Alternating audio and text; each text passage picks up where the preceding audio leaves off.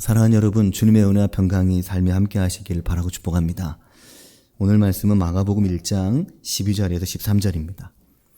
사랑하는 여러분, 우리가 지난 목요일부터 마가복음을 묵상하기 시작했습니다. 신명기를 18장까지 묵상하고 마가복음으로 넘어왔는데, 신명기는 마가복음이 모두 끝난 후에 4월 달에 4월 첫날부터 시작해서 다시 묵상해서 신명기 마지막 장까지 마무리하게 됩니다. 그러면 이제 2024년 올해는 1월부터 부활절 이후 4월까지 올 한 해는 신명기와 마가복음을 묵상하면서 한 해를 시작하고 또 올해의 주현절과 사순절을 모두 보내는 것이 됩니다. 마가복음 묵상을 시작했는데 어떠셨습니까? 아마 목요일부터 시작했지만 그 다음 날이 구정 연휴 시작이라서 제대로 묵상이 되지 않은 분들이 아마 많으실 것 같습니다. 지난 주일 말씀을 전하면서 이번 설 명절에는 자녀들과 또 함께 예배를 드리면서 자녀들의 머리에 손을 얹고 축복 기도를 해 주시라는 말씀을 드렸는데 그렇게 하셨습니까? 아마 하신 분도 계시고 또 그렇지 않은 분도 계실 것입니다.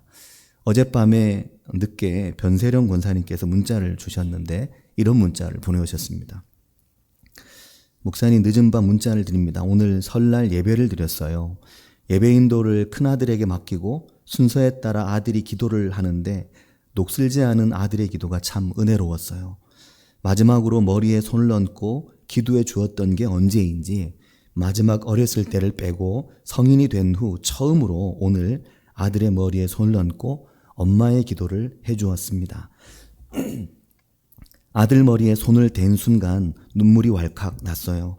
올해 처음으로 손자 손녀들을 자기 전 한 명씩 기도를 해 주었고 아들 며느리는 설 예배 후 기도해 주었습니다. 목사님의 설교 말씀이 저에게 용기를 주었고 이 기회를 통해 주님께서 아들들의 마음을 주님을 향해 활짝 여실 것 같은 생각이 들었어요.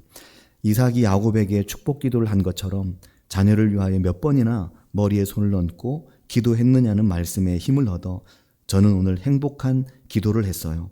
앞으로는 가정 예배를 드릴 때마다 그렇게 하려고요. 잊지 못할 2024년 설날입니다. 그런 문자를 보내오셨습니다. 이게 생각보다 쉽지 않고 또 막상 하고 나면 그렇게 어려운 일도 아닌데 살다 보면 생각보다 어려워집니다. 그러나 권사님의 그 문자를 보고 굉장히 감동이 됐습니다. 우리가 살다 보면 때를 놓칠 때가 있거든요. 그래서 그때 그렇게 했더라면 그때 왜 그렇게 우리는 하지 못했을까? 그런 후회가 남을 때가 있습니다. 자, 그러나 사랑하는 여러분, 그게 삶이지 않습니까? 삶은 항상 후회가 남고 아쉬움이 남고 인생이 딱딱 들어맞게 사는 사람은 세상에 아무도 없습니다. 사람들은 간혹 내 인생은 딱딱 들어맞았다고 자랑하는 사람들이 있습니다. 그런 사실 그것은 자신의 삶을 왜곡하거나 자신의 삶을 애써 부정하거나 아니면 숨기는 것입니다. 아니면 자신의 삶을 잘 성찰하지 못하는 것일 수도 있습니다. 한 번도 그 때를 놓치지 않고 다 때에 맞게 살았다고 자랑하고 나는 그런 실수를 한 번도 하지 않았다고 자신만만하는 사람들은 자신만만하는 사람들끼리 자신만만하지 않고 항상 누군가 나 그거 좀 잘 안 되는데 그럼 거기다 대고 나는 아주 잘했다고 막 이야기를 하길 좋아합니다. 그것은 자신의 삶을 제대로 성찰하지 못한 것이지 누구나 자신의 삶을 딱딱 맞춰 사는 사람 없습니다.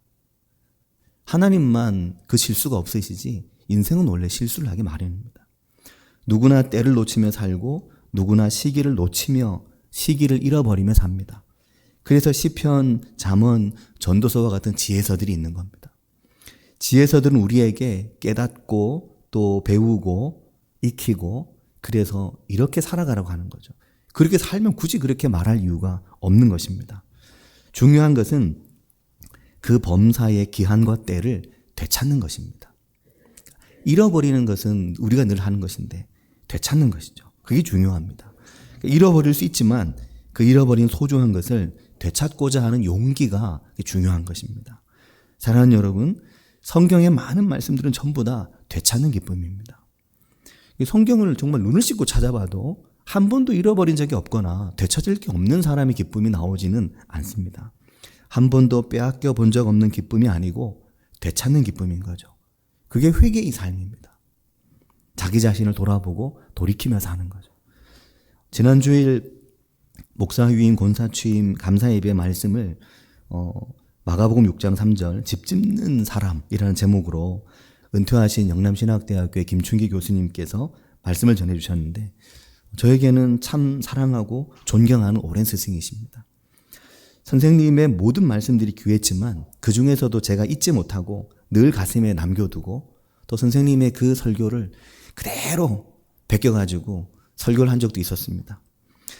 근데 그 선생님의 말씀이 다 귀했지만 그 중에서 가장 귀했던 제 마음에 남아있는 말씀이 누가복음 15장으로 설교하신 잃은 양을 찾은 목자, 잃은 드라크마를 찾은 여인, 잃은 아들을 되찾은 아버지의 비유. 그 비유를 통해서 되찾는 기쁨에 관한 설교 하신 것이 제게는 정말 큰 은혜가 돼서 그거 따로 테이프에 녹음해서 차에 다니면서 정말 수도 없이 반복해서 들었던 기억이 있습니다.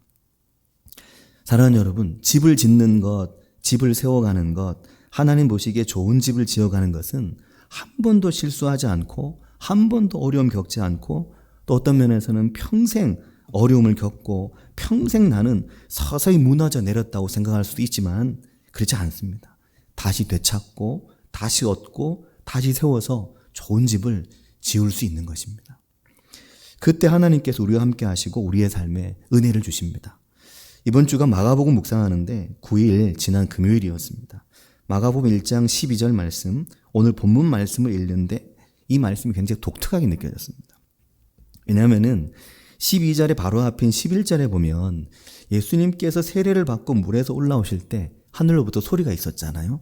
어떤 소리가 있었냐면 너는 내 사랑하는 아들이다. 내가 너를 기뻐하노라.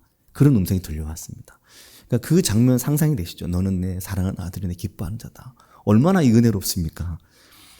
너무너무 은혜로운 장면이고 또 하늘이 갈라지며 성령이 비둘기같이 예수님께 내리고 그랬거든요. 근데 11절이 끝나고 12절이 딱 시작하자마자 뭐라고 하냐면 성령이 곧 예수를 광야로 몰아내신지라 그렇게 말합니다.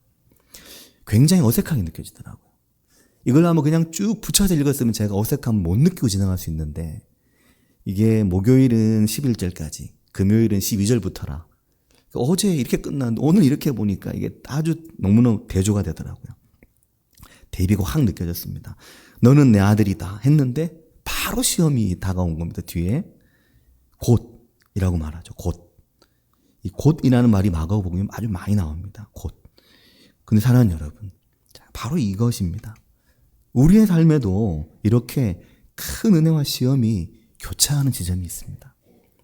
은혜와 시험이 교차하고 감사와 고난이 교차합니다. 근데 삶이 그럴 때가 참 많죠.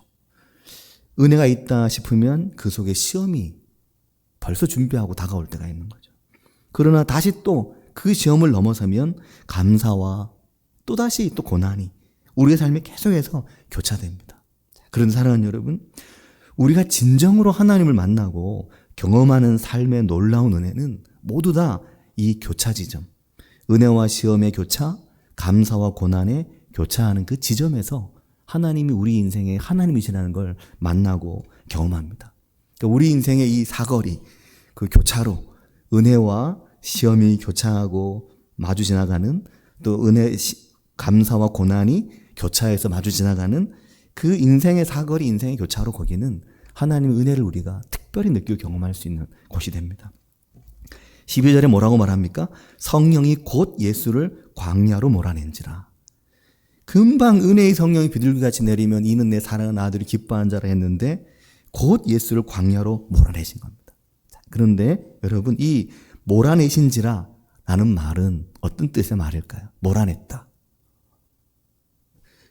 몰아냈다. 그럼 야, 저 사람 몰아내. 그 기분 좋은 말 아니잖아요. 몰아냈다.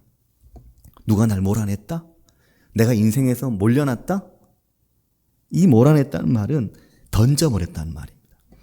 그러니까 그가 내던지셨다. 그가 몰아내셨다. 그러니까 이 성경의 원문의 뜻은 성령께서 예수님을 광야로 확 던져버렸다. 하나님께서 예수님을 그 광야로 몰아내셨다. 던져버렸다. 아무도 없고 단절되고 고립된 곳으로 그러니까 아무도 의지할 곳이 없는 그 광야로 예수님을 휙 던져버리신 거죠. 사랑하는 여러분, 이게 참 중요한 것입니다. 이스라엘 백성의 광야가 모두 그와 같았습니다. 얼마 전 사무엘상 22장의 아둘람 굴도 보았지만 성경의 광야는 언제나 외롭고 고독하고, 그러나 그 속에는 외로움과 고독함만 있는 게 아니라 하나님 은혜가 거기에 함께 있었죠. 의지할 대상이 없는 곳에서 의지를 배우게 된 것이 하나님의 은혜였습니다. 나의 피난처, 나의 산성. 그 시편의 하나님은 어떻게 만납니까? 피난처가 필요할 때 만나고 산성이 필요할 때 만나는 겁니다. 내 마음을 어디에도 의지할 수 없을 때 내 마음을 의지할 수 있는, 내 마음을 받아주시는 하나님을 발견하는 거죠. 세상에서, 내 인생에서 내가 내던져지고 내몰렸다고 생각될 때 그 내몰린 나를 받아주신 하나님을 경험하는 겁니다. 사람을 의지하고 내 생각을 의지하던 인생에서 어느 날 하나님을 의지하는 인생으로 되돌아서게 되는 그 교차로는 항상 은혜와 시험이 함께하는 곳입니다. 의지하던 대상이 사라지고 새로운 의지의 대상을 만나는 거죠. 그런데 진정한 하나님 얼굴을 보게 되는 겁니다. 그러니까 하나님은 하나님이 사랑하시는 자들을 그렇게 만나십니다. 제가 좋아하는 심리학자가 있는데 모건 스카펙이라는 심리학자가 있습니다. 이분은 유명한 심리 상담학자인데 좋은 책을 참 많이 쓰셨죠. 근데 그 중에 아직도 가야 할 길이라는 잘 알려진 책이 하나 있습니다. 그 책에 보면 이런 말이 나옵니다. 우리는 죽을 때까지 사는 법을 새로 배워야 한다. 막다른 골목을 마주했을 때 혹은 절망의 벼랑 끝에 섰을지라도 바로 그 순간 우리에겐 아직도 가야 할 길이 있음을 기억해야 한다. 이 크리스천이거든요. 아직도 내 인생에 가야 할 길이 있다는 걸 기억해야 된다. 그렇게 그 스카펙이라는 분이 이야기를 하는 겁니다. 그렇게 내 삶에 엄청난 시험이 있지만 그 이후에 하나님 은혜가 온다는 걸 알아가는 것, 그걸 새로 배워가는 것이라는 거죠. 마가복음 2장 13절 오늘 말씀은 그렇게 광야로 내던져지고 몰려나신 주님께 그로부터 40일 동안 광야의 시험이 시작되었는데, 이 40일의 광야 생활 동안 주님은 누구에게 시험을 받으시냐면 사탄에게 시험을 받으시고 들짐승과 함께 그 광야에 계셨습니다. 2장 13절을 보면 광야에서 40일을 계시면서 사탄에게 시험을 받으시며 들짐승과 함께 계시니 천사들이 수종들더라. 그렇게 말씀하거든요. 근데 여기 보면 시험을 받으시며 라는 말이 나오잖아요. 이 시험을 받으시며. 시험을 받는다는 말은 어떤 말입니까? 시험 받는다. 이 시험 받는다는 말은 우리가 시험 들었어? 너 시험 들었나 봐. 이렇게 우리가 말할 때 쓰죠. 시험 들까봐 염려됩니다. 시험 들지 마세요. 그렇게 말합니다. 근데 이 시험 받는다. 이 말은 유혹이기도 하고 혹은 훈련이나 연단이기도 합니다. 어떤 의도나 혹은 당하는 상황에 따라서 유혹이 되기도 하고 연단이 되기도 하고 훈련이 되기도 하는 거죠. 그런데 시험 받는다라는 말에, 시험한다라는 말의 근본적인 목적은 넘어뜨리는 것입니다. 그 대상이 나이든 그 대상이 무엇이든 내가 시험을 받는다 혹은 내가 뭘 시험한다는 건 넘어뜨리는 게 목적입니다. 훈련이든 유혹이든 어쨌든 넘어뜨리는 거죠.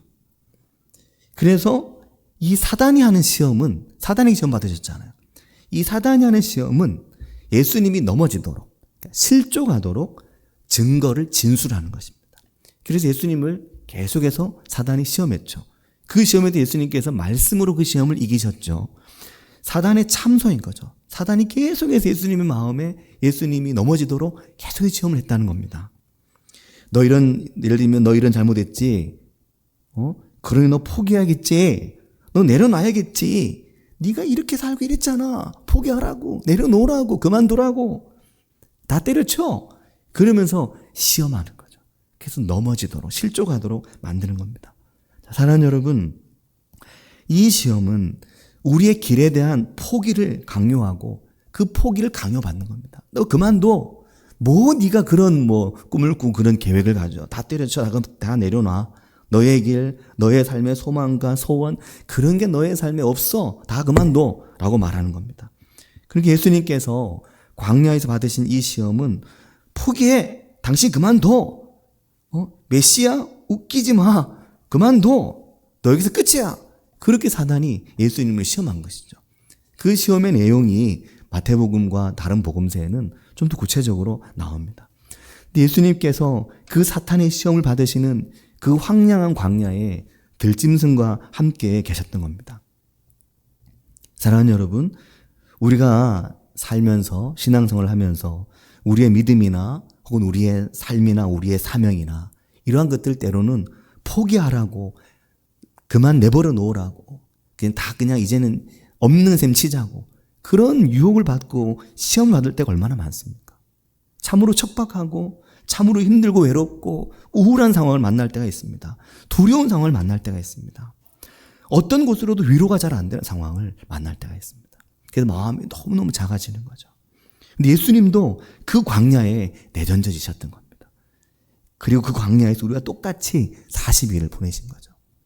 자, 그런데 사랑하는 여러분, 그것만이 아니었습니다. 그 광야에 시련과 시험과 사탄과 황량함만 있었던 게 아니었습니다. 그 들짐승들 사이에 누가 있었느냐? 천사들이 예수님과 함께 있었던 거죠. 천사들이 예수님과 함께 하면서 예수님의 수종을 들었던 겁니다. 자, 사랑하는 여러분, 전 지난 금요일 연휴 첫날 이 말씀을 읽으면서 너무너무 감동이 되었습니다. 왜 예전에 이게 잘 안 보였을까? 그냥 천사가 수종 들었단 말이 그냥 의례적인 말로 느껴졌고 그냥 천사가 그렇게 했나 보다. 예수님에게 그렇게만 생각이 됐죠. 근데 지난 금요일에 이 말씀이 너무너무 은혜가 되었습니다. 천사들의 중요한 임무가 있거든요. 천사들의 임무가 무엇입니까? 천사들의 임무는 하나님만, 예수님만 섬기는 게 아닙니다. 천사의 임무는 하나님과 그의 백성들을 섬기는 것이죠. 히브리서 1장 14절에 이렇게 말합니다. 모든 천사들은 섬기는 영으로서 구원받을 상속자들을 위하여 섬기라고 보내심이 아니냐. 그렇게 히브리서가 말씀하고 있거든요. 모든 천사는 섬기는 영으로 구원받을 상속자가 누굽니까? 바로 오늘 그리스도를 믿는 믿음 안에 있는 우리들입니다. 우리를 섬기라고 하나님 보내신 이들이라는 거죠. 섬기는 영, 천사들이 돕고 섬기는 겁니다. 이걸 좀 더 쉽게 말하면 누군가는 마귀의 해방과 사탄의 시험 속에서만 살 수도 있는데 누군가는 그 사탄의 시험과 해방 속에서도 돕는 천사, 돕는 선한 손의 도움으로 살아가는 사람들이 있는 겁니다. 성경에 보면 그 돕는 선한 손의 역사가 성경에 얼마나 많이 나옵니까? 그걸 보면 우리가 감동하고 그걸 보면서 우리가 야, 하나님께서 이렇게 역사하시네. 근데 그 역사가 오늘 우리의 삶에도 있는 것입니다. 출애굽기 14장 19절에 이스라엘 진 앞에 가던 하나님의 사자가 그들의 뒤로 옮겨가매 구름 기둥도 앞에서 그 뒤로 옮겼다. 그렇게 말씀하고 출애굽기 33장 2절에는 내가 사자를 너보다 앞서 보내요. 이 사자가 천사를 말하는 것입니다. 내가 사자를 너보다 앞서 보내요. 가나안 사람과 아모리 사람과 헷 사람과 브리스 사람과 히윗 사람과 여붓 사람을 쫓아내고 그렇게 말씀하시거든.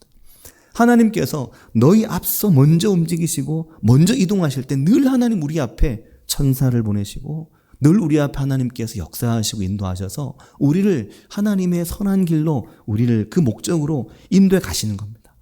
그러니까 사랑하는 여러분, 우리의 삶에 사탄만 있고 마귀만 우리를 꼬이고 우리를 시험하는 게 아닌 것입니다.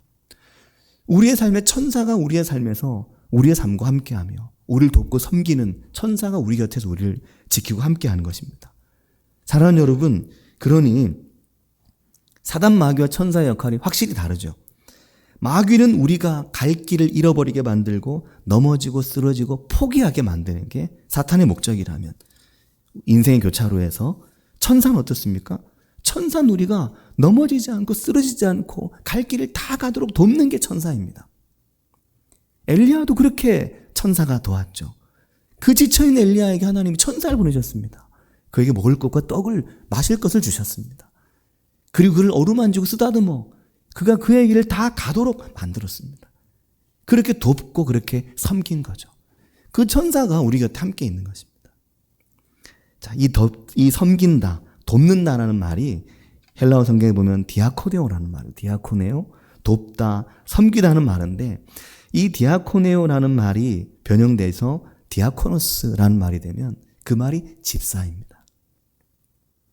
그러니까 교회의 집사님은 그 집사라고 한 직분은 천사가 그 돕는 것처럼, 광야에 예수님 수종 들었던 것처럼 그렇게 돕는 손으로, 그 돕는 손길로 교회 안에서 성도들을, 또 내 삶의 자리에서 나와 함께 하는 이들을 돕는 좋은 손, 섬기는 손, 그 천사의 손길과 같은 손길들이 집사님들의 손길인 거죠.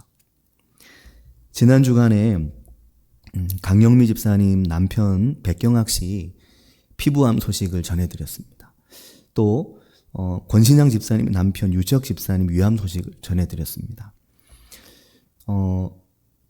그 강영미 집사님 남편분은 피부암 소견 외에도 폐에도 암이 있는 것으로 또 확인이 됐고, 또 그래서 이제 치료를 어떻게 해야 될지를 이제 고민하고 염려하고 있고, 치료를 빨리 했으면 싶은데 이 승환이 아버지죠. 승환이 아버지는 치료를 안 받으려고, 내가 치료받고 수술받고 누워버리면 이제 일은 누가 하냐, 그런 것입니다. 그래서 그것 때문에 지금 어떻게 치료 일정을 잡아야 될지 고민하고 있고, 또 권시장 집사님, 유시혁 집사님 가정도, 유시혁 집사님도 영주에서 올라오셔서 한 4년 되어 가시죠. 3년 정도. 한숲에 정착하셔서 한숲에서 부부 족발을 하시는데, 열심히 늘 이제 일을 하시고 쉬는 날은 고향에 어머니 뵈러 갔다 오고 이렇게 하니까 몸을 잘 안 돌보시고 살게 되죠. 그러다 보니까 어느 날 보면 이제 위가 그렇게 이제 아파서 병원에 이제 가셔서 위암을 알게 된 겁니다. 부모님들이, 어머니 아버지라는 존재가 다들 그렇게 삽니다. 부모는 세월을 내어주고 자식을 만들고, 그러면서 그 사이에 몸은 약해지고, 몸 한쪽이 약간 약해지면서 그 사이에 자녀들은 또 커가고 그럽니다. 근데 그 인생의 고단함 속에, 아픔 속에 천사의 수종이, 그 인생의 광야 속에 하나님의 천사가 함께 하시는 것입니다. 이걸 믿는 믿음이 우리에게 필요합니다. 하나님 나와 함께 하신다. 하나님이 천사를 보내셔서 나를 지키시고 나를 돌보신다. 내 삶이, 내 생명이 하나님께 있다. 믿는 믿음이 우리에게 필요합니다. 마태복음 18장 10절에 주님께서 말씀하시는데, 삼가 이 작은 자 중에 하나도 없인 여기지 말라. 너희에게 말하노니 그들의 천사들이 하늘에 계신 내 아버지의 얼굴을 항상 배움나니라. 그렇게 말합니다. 주님의 말씀입니다. 어린아이들 향한 말씀이었죠. 이 어린아이 하나도 무시하지 마라. 이 아이들의 천사가 하늘에서 매일마다 내 아버지의 얼굴을 뵙는다는 겁니다. 오늘 우리의 삶이 그렇게 하나님의 천사가 우리와 함께 하면서 오늘 우리의 삶에 대해서 늘 하늘에서 아버지의 얼굴을 뵙는다는 거죠. 사랑하는 여러분, 내 삶에 하나님의 천사가 나와 함께 하기 때문에 내 인생에 늘 하늘을 향한 문을 열어두고 사는 은혜가 우리 가운데 있기를 바라고 축복합니다. 사랑하는 여러분, 내 삶에 하나님 허락하신 것이 결코 멈추지 않고, 내 삶에 하나님 허락하신 것이 반드시 이루어질 때까지 하나님께서 나를 이끌고 가시고 인도해 가신다는 걸 믿는 것이 믿음입니다. 그게 믿음입니다. 이것을 포기받고, 이것을 포기하라고, 이것에서 용기를 잃어버리라고 하는 것이 사탄의 일이라면, 우리에게 용기를 주고 힘을 주고 할 수 있다고 말하고 해낼 것이라고 말하고 하나님께서 너와 함께 너희의 인생의 마지막까지 함께 하신다 라고 말씀하신 그 하나님을 믿는 것이 믿음입니다. 오늘 말씀을 보면 그 광야 40일 동안 사탄의 목적과 그 광야 40일 동안 천사의 목적은 너무너무 분명합니다. 천사는 예수님을 섬기는 게 목적이고 사단은 예수님을 거꾸로 때리는 게 목적입니다. 오늘 우리 인생의 광야에서 사랑하는 여러분, 하나님께서 함께 하시고 하나님께서 그의 천사를 보내셔서 나를 지키시고 돌보시고 섬기심을 믿고 그 믿음 안에 강하고 담대하게 살아가신 은혜가 삶에 함께 하시기를 바라고 축복합니다. 같이 기도하겠습니다. 믿음이란 말은 너무나 추상적입니다. 나는 믿는다라고 말하지만 믿음을 어떻게 증명합니까? 믿음을 어떻게 보입니까? 믿음은 내 삶에서 포기하지 않고, 믿음은 내 삶에서 절망하지 않고, 믿음은 내 삶에서 가장 막다른 길에서 가장 절망적인 상황에 가장 길이 안 보일 때, 그때 하나님이 하실 거야. 하나님이 인도하실 거야. 하나님의 뜻이 있을 거야. 그 마음을 먹게 된 바로 그 순간, 그 마음이 천사의 수종인 거죠. 천사가 우리를 붙들어주고 돌보는 겁니다. 그 마음을 갖도록, 그 용기를 내도록 그 은혜 안에 우리가 살아가기를 같이 한 목소리로 기도하겠습니다. 하나님 아버지 은혜사랑 감사합니다. 주님, 우리가 우리의 삶을 때로 절망하고 때로 낭망할 때, 주님, 우리의 삶에서 길이 보이지 않고 방향이 보이지 않을 때, 주님, 그때 우리를 도우시며 인도하시며 하나님이 하실 거야, 하나님 인도하실 거야, 하나님의 뜻이 있지, 하나님 나를 이렇게 보내셨지, 하나님의 마음이 이것이지, 하나님의 뜻을 결코 어긋나지 빛나지 아니하며 하나님의 뜻을 붙들 수 있는 그 견고함, 그 믿음의 담대함, 그 믿음의 결단, 하나님 아버지 천사가 우리를 붙들고 우리를 수종들어 우리의 마음을 붙잡아주고 우리를 강건하게 하시는 것임을 기억할 수 있는 저희들이 되게 해주시기를 주님 원합니다. 내 인생의 약함을 주님께 맡기며, 내 몸의 약함을 주님께 맡기며, 내 삶의 약함을 주님께 맡기며, 하나님께서 하실 것을 믿고 하나님 앞에 되찾을 것을 믿고 하나님 은혜 가운데 설 것을 믿고 살아가는 저희들 될 수 있도록 주님 인도해 주셔서, 하나님 아버지 한 올 한해를 살아갈 때, 이 구정 연휴를 지나며 또 함께 이 한 해를 살아갈 때 하나님의 선하심 안에 살아가는, 하나님의 인도하심 안에 살아가는 저희들 되게 도와주시며, 주님 그 담대함 안에 살아가는 저희들 되게 도와주시고 인도해 주시기를 주님 원합니다. 아버지 역사하여 주시옵소서. 주님 기름 부으시기를 주님 원합니다. 아버지.